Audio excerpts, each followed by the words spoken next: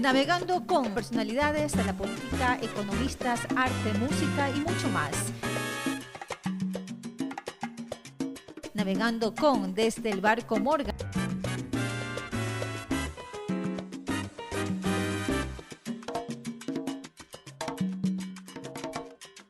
Gracias a nuestros auspiciantes. Y ahora los dejamos con nuestro conductor, el doctor John Copiano. Bienvenidos a un programa más de Águila Televisión, navegando por el río Guayas a través de este buque hermoso, el Morgan, y navegando con, en esta oportunidad, con el abogado Jaime Nebot, a quien le damos la bienvenida. Bienvenido, abogado Nebot. Gracias, un gusto, un saludo a todos. Este programa está siendo retransmitido por Radio Kingdom de Miami, La Voz Mundial de Nueva York, igualmente Radio Escándalo de Manabí, Radio Max de Santo Domingo, La Voz de Esmeralda y por supuesto Radio Águila Internacional. Abogado, navegando sobre este río, esta ciudad que usted y yo recordamos cómo era antes y tuvo que ser el Partido Social Cristiano encabezado por el abogado, por el ingeniero León Febres Cordero, y usted, que le puso su sello durante cerca de 19 años, convirtiéndola en una de las ciudades, no solamente que tiene premios internacionales, sino la más bella del continente. Primero, un abrazo afectuoso, un saludo cordial a todos nuestros compatriotas dentro y fuera del Ecuador. Estoy seguro de que quisieran estar aquí con nosotros en este momento, pero bueno, casi lo están. Esta ciudad es lo que es por el esfuerzo de sus hijos, de los guayaquileños de nacimiento y los guayaquileños de corazón. Alberga ciudadanos de todas las provincias del país y muchos extranjeros. Todos queremos a Guayaquil como la queremos quienes hemos nacido aquí. Los ciudadanos dejaron de ser parte del problema para convertirse en parte de la solución. Y allí tienen el resultado. Lo bueno es que es allí y también donde antes no había autoestima, no habían servicios, en los Guasmos, en Trinitaria, en Febres Cordero, en Letamendi, García Moreno, las parroquias centrales, en Urdesa, Los Ceibos, Miraflores, Guayacanes, en Bastión Popular, las 26 cooperativas del 8 y medio de la Vía Daule, en todo el sector de la perimetral hacia el oeste, Flor de Bastión, Guerreros del Fortín, todas las cooperativas. Hay progreso en todas partes, hay orgullo en todas partes y sobre todo hay decisión de continuar para vivir cada día mejor. Dicen que las ciudades crecen por el amor de sus habitantes, pero también por la capacidad, la voluntad, la honradez de sus gobernantes. Y ahí está la prueba. A propósito de Guayaquil y el crecimiento, se ha mandado una ley de crecimiento económico urgente a la Asamblea que se está debatiendo hoy por hoy. Es una cantidad de medidas y propuestas, entre ellas está en que se le va a aplicar a las empresas que ganan más de 10 millones de dólares un incremento a sus impuestos por 3 años, un esfuerzo. Eso va a ser, según el gobierno, aplicado para seguridad, educación y también para salud. ¿Qué opina de eso? Empezando por el principio, yo creo que a la ley le faltan 2 letras, D y E. Esa no es una ley de crecimiento, es una ley de decrecimiento de la economía nacional. Mire, cuando usted apunta al crecimiento, tiene que bajar impuestos, no poner impuestos. Totalmente de acuerdo. Tiene que apostar a que más gente invierta, a que más gente gane, a que más gente se sienta entusiasta. Para poder emprender. ¿No es cierto? Para poder emprender. Aquí en Guayaquil tenemos los impuestos más bajos del Ecuador en todo lo que es el asunto predial, y tenemos el mejor presupuesto y sobre todo invertimos $86 de cada 100 que ingresan en obras públicas y servicios y apenas 14 en gastos. Yo siempre tengo la costumbre de probar lo que sostengo. No es un discurso, es un hecho. Una economía con problemas. Si usted le pone más impuestos, usted golpea el bolsillo de la gente, de todo tipo de personas, de todo sector económico y social, y acaba golpeando las arcas del Estado también. ¿Por qué? Porque ese cuento de que los impuestos son, ojalá fueran, para mejorar la educación, la salud, etc. Estos impuestos son para pagar sueldos en el Estado y para pagar la deuda externa. O sea, es mentira que vaya a venir el crecimiento. Absolutamente falso, va a venir el decrecimiento. Segundo, es mentira que los impuestos los pagan los ricos, porque los ricos le trasladan a través de los precios de los artículos que venden los impuestos a todos los consumidores. Pobres, clase media, ricos, campesinos, agricultores, ganaderos, de todo el país. Segundo, ¿usted cree que esos 540 millones de dólares los empresarios los van a asumir? No, no los van a asumir, se los van a traspasar a la gente. Así es. Hay otras cosas más. Ponen un impuesto a la venta de las propiedades. Eso es Exceptúan solamente y por una vez en 5 años la vivienda a las personas particulares.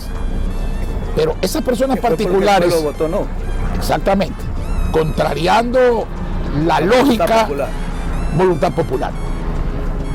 Esas personas naturales, si venden cualquier otro bien, las personas jurídicas, si venden cualquier inmueble, van a pagar un impuesto que va desde el 25%, una cuarta parte, hasta el 35%, más de un tercio de la diferencia entre el valor de adquisición del bien, de compra del bien, y el valor de venta del bien.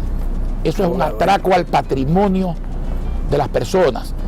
Aparte de eso, a un profesional que se supera, que gana más de $8.300 al mes. Hay muchos ejecutivos, hay muchos profesionales, hay muchos jóvenes que han logrado llegar a eso que es un ideal de superación por su esfuerzo. Ya están castigados por un impuesto al 35% a la renta, la tabla más alta de toda la escala. Ahora les impiden deducir sus gastos. Si el impuesto a la renta es un impuesto a la ganancia, no es un impuesto al ingreso. Así es. Le están cobrando un impuesto al ingreso. No se salva nadie. Impuesto a la cola, impuesto a la cerveza, impuesto a la telefonía móvil, impuesto a los cigarrillos, igualmente impuesto a la telefonía fija, impuesto a todo. Al gobierno, a las prefecturas, al alcaldía. Bueno, a ellos no les ponen impuestos, hacen algo peor, se les coge la plata. Porque abogado, el IVA... hay una propuesta, ¿verdad?, que dice que va a ser retenido el IVA por 90 días. Pues yo me pregunto, desde el año 2017 al 2019, 3 años, ¿verdad? 1095 días, le quita 45, 1050 días. 1050 días que recién le van a querer devolver. Dice que le van a devolver a las ciudades más pequeñas. Y las ciudades más grandes van a conversar. ¿Usted cree que esto es viable para el sustento y desarrollo de la ciudad? Bueno, déjeme decirle varias cosas. La primera, esa artimaña de que los consejos provinciales, los municipios y las juntas parroquiales entreguen el IVA para que se les devuelva, solo tiene un fin: que el que debe devolver no devuelva y use la plata. Porque si yo le voy a entregar a usted algo para que me lo devuelva inmediatamente, ¿para qué se lo entrego? Pues simplemente me lo quedo. ¿Y qué es suyo? Exactamente, porque ese dinero es de las ciudades, de las provincias y de las juntas parroquiales. Segundo, no confundir esto con una deuda. Esto no es una deuda. El Estado recauda una masa de dinero. De esa masa de dinero le corresponde a las ciudades, a las provincias, a las juntas parroquiales X suma. Cuando usted entregue el IVA, ese IVA es de quien lo entrega. El Estado no puede alegar su crisis que existe por los errores del Estado central para tomar el dinero ajeno y retrasar devolución de rentas o devolución de IVA. No tiene ese justificativo. Si yo recaudo y debo entregarle a usted. Yo no puedo decir, como yo tengo problemas económicos, me quedo con lo mío y con lo suyo. Yo tengo que entregarle a usted lo suyo. Si ahora que es obligatorio entregar de inmediato, no lo entregan, y como usted bien dice, hay deudas y dinero retenido, cientos de millones de dólares. Solo a Guayaquil le deben 97 millones de dólares. Si no lo entregan cuando es obligatorio en forma inmediata, imagínense después de 3 meses, tampoco lo van a entregar. Dificultan el tema, bajan de 60 días a 30 días el plazo para que los municipios, por ejemplo, justifiquen con detalles el derecho a la devolución. ¿Para qué? Para que los municipios no puedan cumplir y entonces no entregarles el IVA. Y lo más grave de todo, si usted analiza el presupuesto del año 2020, el valor del IVA retenido que debe devolverse no consta en las partidas presupuestarias de pagos por hacer. Entonces, hemos emprendido... de la extra y el diésel, ¿no? Eso ya está en el presupuesto de 2020. Eso no está... Bueno, la pasada sí, ¿no? Lo de la subida del diésel no, porque no hay todavía una ley. Digamos, un decreto. La propuesta todavía no la conocemos, digamos. Pero lo que sí ponen es la ley, y esa ley que ojalá no pase, que es la que estamos comentando, ya la dan por hecho, y claro, se están moviendo en la Asamblea de manera tal que quieren negarle el derecho a todos los legisladores de opinar, y es clarísimo que la comisión pertinente lo que está haciendo es tratar de que pase por el Ministerio de la Ley.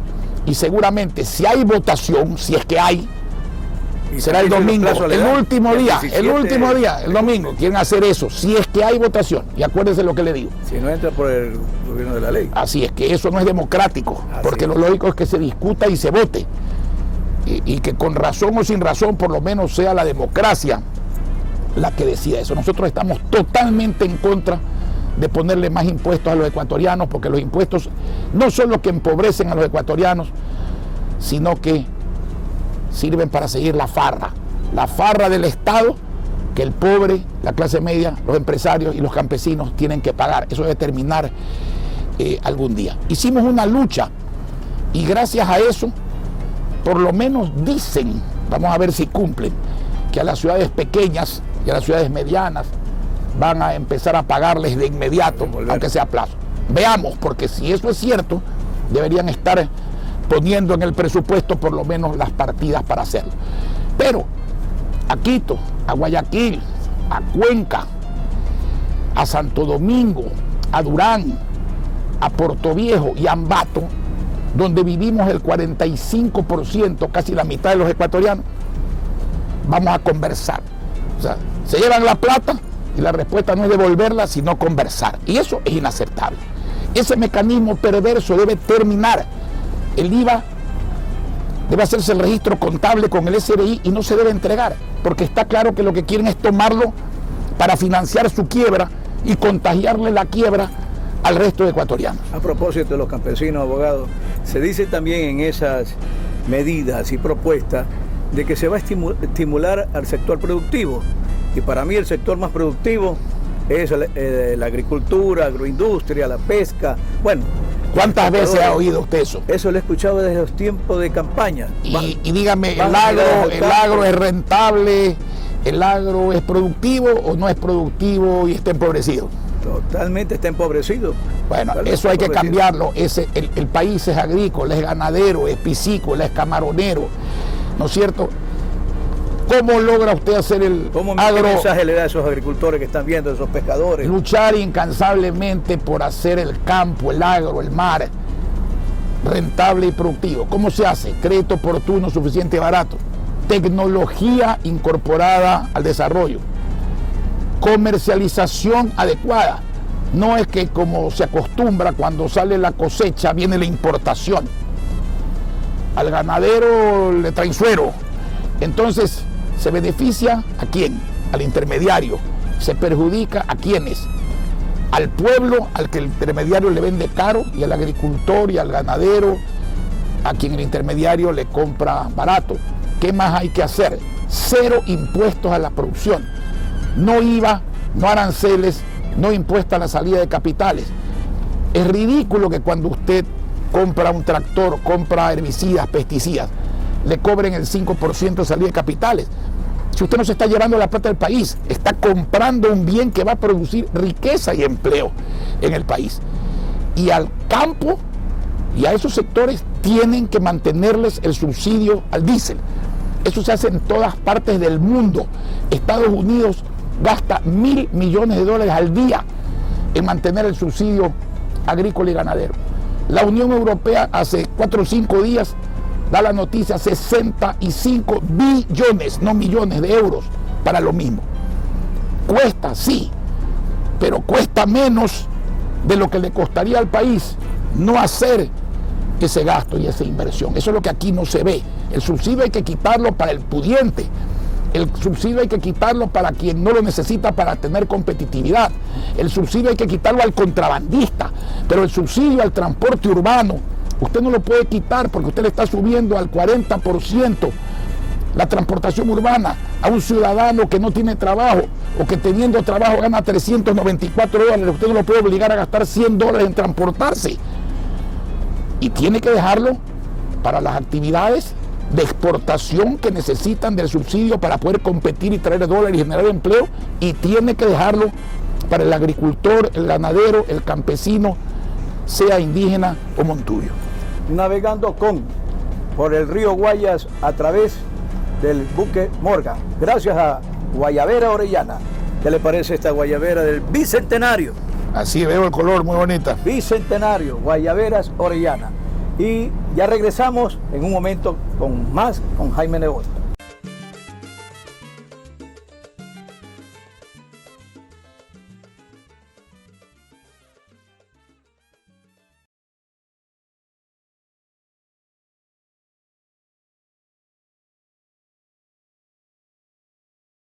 Bienvenidos, aquí estamos una vez más con el abogado Jaime Nebot Sadi.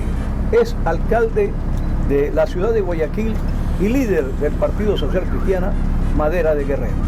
Señor abogado, usted alguna vez en algún conversatorio, una entrevista, dijo de que había que convencer a Jaime Nebot Sadi para que sea candidato a la presidencia de la República. ¿Ya lo ha convencido? ¿De qué hay que convencerlo? Mire, usted sabe que yo tengo vocación de servicio, lo he demostrado.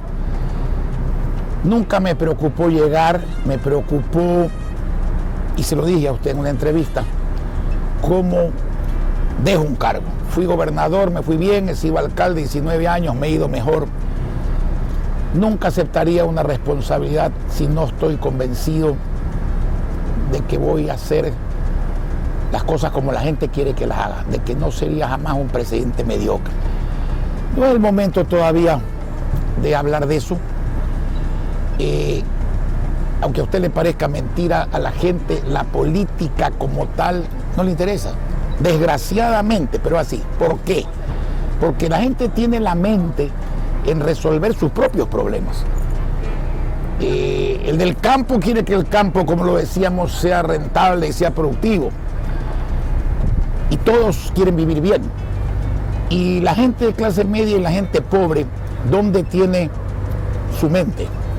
En la prosperidad. La prosperidad es vivir bien, es solucionar problemas que la gente pudiente no tiene, tener trabajo, poder matricular al hijo en la universidad o en la escuela o en el colegio, llevar el pan a su casa, poder curar a su familia y hay veces poder enterrar a un familiar. Yo tengo a menudo personas que vienen a que yo les gestione una tumba o un espacio en el suelo para enterrar a un ser querido. Aquí hay que generar eso, hay que generar prosperidad, y esa lucha hay que hacerla día a día porque está trazada.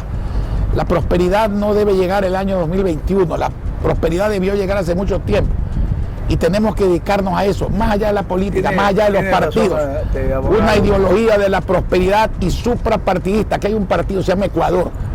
A la gente de ese partido, que somos todos los ecuatorianos, a eso hay que servir, con obras, no con palabras, con hechos. Hay que servirlos cumpliendo, no mintiendo, sumando, no restando, construyendo, no destruyendo. La gente lo que no queremos son politiqueros. Pero usted lo acaba de decir. Queremos a alguien que sepa administrar, que haya demostrado. Y eso es lo que la gente pide. Yo le pregunto, usted debe haber escuchado, haber leído, que el señor Abdelá Bucaram dijo que si usted se lanza a la candidatura, él también se lanza. ¿Usted qué piensa de eso? ¿Está en su derecho? ¿Le preocupa eso? En su completo derecho. No me preocupa, no más. En lo más mínimo. Muy bien. ¿Y Lazo? El adversario aquí es la pobreza. La meta aquí es la prosperidad de la gente. Uno no tiene que preocuparse del ejercicio democrático que hacen otros. Tiene que preocuparse de para qué una persona quiere ser algo.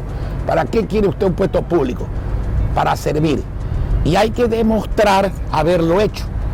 Porque alguien dijo que la época en que el ciudadano que aspira a algo más miente, ¿no es cierto?, es en las elecciones. ¿Usted ha oído alguna vez a un candidato diciendo que va a hacer algo malo? Todos van a hacer maravillas. Y después el resultado es otro. Hay que preguntarle a la gente no solo lo que piensa, hay que oírlo con atención, sino que para poder creerles hay que pedirles que demuestren dónde han hecho lo que en ese momento predican.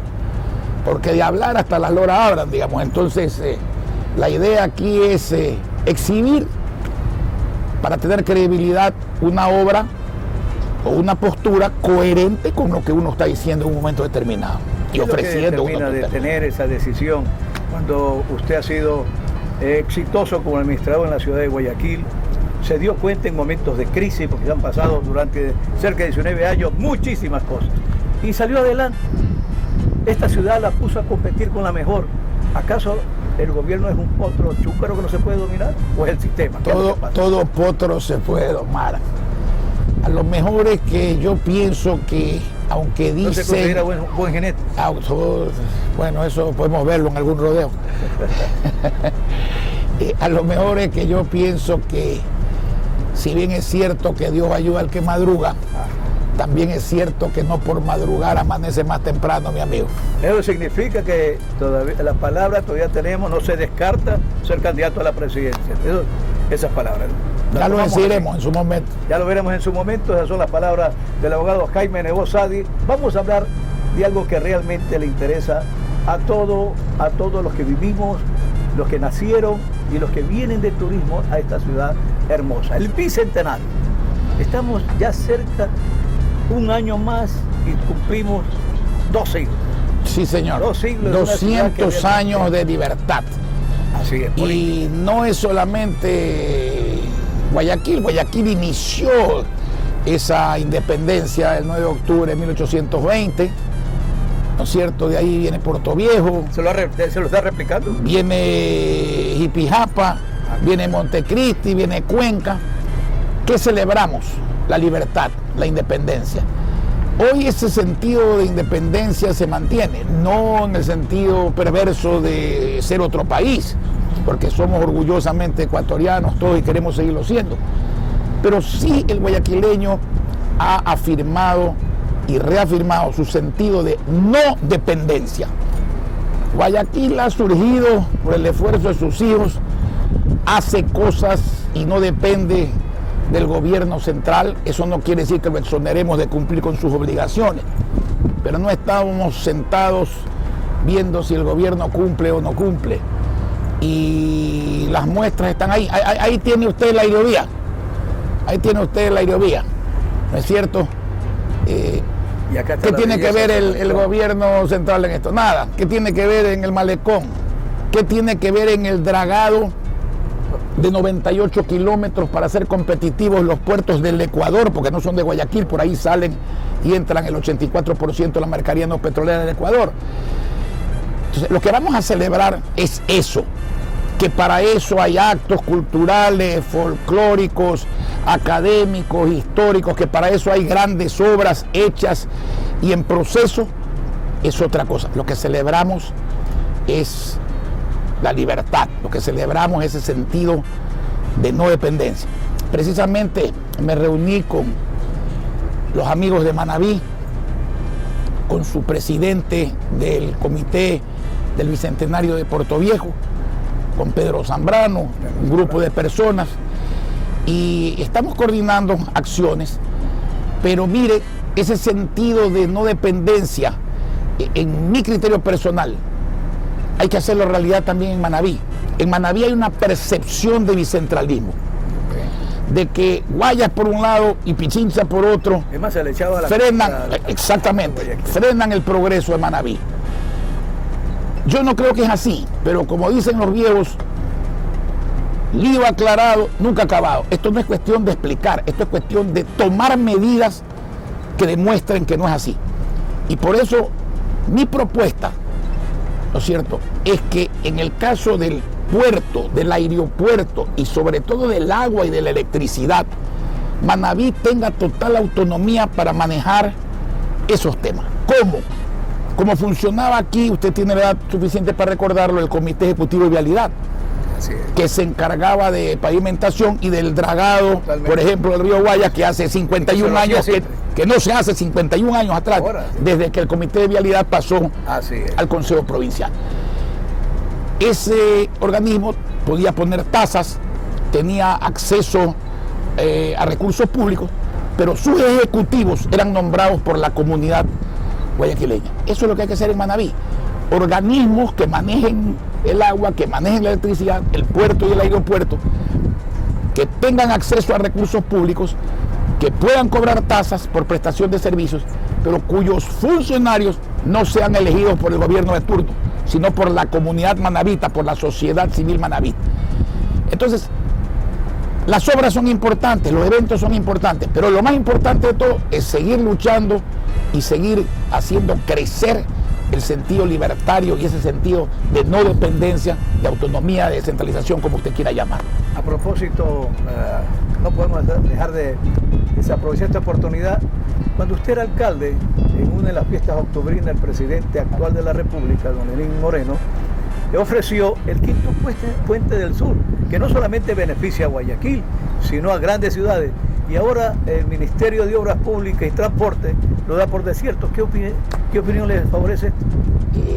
Muy mala opinión, porque el deseo del presidente, que lo creo sincero, ha sido frustrado por sus ministros, porque han pasado más de 2 años y ni siquiera han adjudicado. La convocatoria ha resultado fallida, mientras en el mismo tiempo nosotros estamos acabando el próximo mes el dragado de 98 kilómetros, la supresión de los goles, que según el gobierno anterior era imposible técnicamente, económicamente. No ha costado un centavo, porque lo paga el naviero, que es quien se va a beneficiar y va a beneficiar al Ecuador entero de la profundización del canal. Ha venido una de las compañías más grandes del mundo en un concurso transparente, y lo que era imposible es tan posible que el próximo mes lo estamos inaugurando. Entonces, ese puente es un puente que no beneficia a Guayaquil, beneficia al Ecuador entero,